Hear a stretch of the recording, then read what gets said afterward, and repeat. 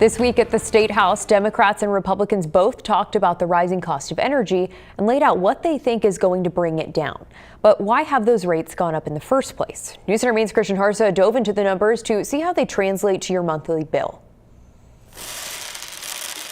Imagine that this is your electric bill, and this is your electric bill broken down into 5 categories determined by the Maine Department of Energy Resources: supply, fixed charges, distribution, transmission, and stranded costs. On average, the roughly electric bill for a Mainer comes out to about $175 a month, and supply is the biggest category at $69, or 69 M&Ms in this case, and how Maine gets its supply determines how much you pay. We share an electric grid with the other New England states.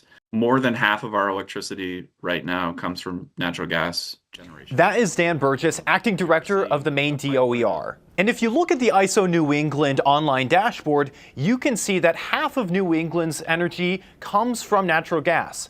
And the ISO To Go app goes a little bit further, showing the impact that so-called behind-the-meter projects like residential rooftop solar systems are creating. Burgess told me what the app showed at about noon on Friday. We're using 9,316 megawatts of electricity right now. Without that behind-the-meter solar in New England, this is New England-wide, we'd be seeing 14,600 megawatts of demand. Which is about a 5,000 megawatt difference. One thing that has been a big topic in energy is net energy billing, which helps pay for local community solar projects. In 2023, the Maine Office of the Public Advocate found that net energy billing would cost ratepayers $220 million a year. So where is that on your bill? It's right here at about $5 a month on average. And net energy billing is going away. We actually have been, as the department, tasked with creating a new program, which Burgess says will lower costs. This report commissioned by the DOER says supply is the most volatile and costly part of your bill.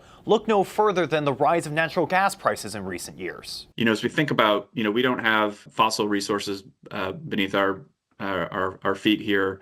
But we do have the ability to invest in local homegrown resources that can reduce our exposure to these global markets. Homegrown energy that comes from a variety of sources, making a more diverse grid. This paper from June by financial advisory firm Lazard shows the most cost-effective forms of energy nationally are solar and wind. Opponents of wind and solar, like many members of the Maine GOP, say the state needs something else. We need baseload power. Burgess describes baseload energy as energy that doesn't change, such as nuclear energy and natural gas being common sources of that.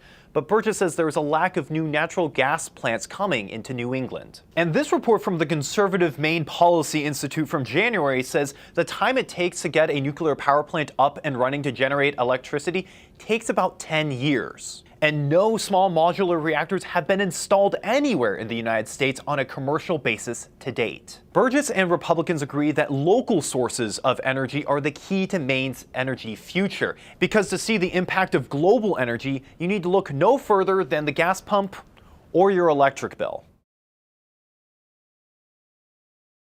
So reporting for us there.